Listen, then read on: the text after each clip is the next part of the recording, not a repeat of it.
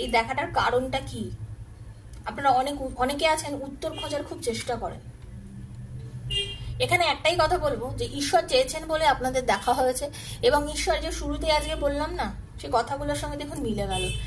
Spiritual strength, আধ্যাত্মিক শক্তি। আধ্যাত্মিক শক্তি কি? আধ্যাত্মিক শক্তি তো আপনাকে সবসময় গাইড করে না,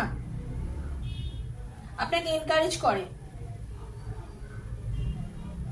এই আধ্যাত্মিক শক্তি কিন্তু আপনাকে বুঝিয়ে দেন যে আপনি কমপ্লিট একজন মানুষ, এবং আপনার ভেতরে একটা শক্তি আছে, যে শক্তির দ্বারা আপনি সবকিছু করতে পারেন।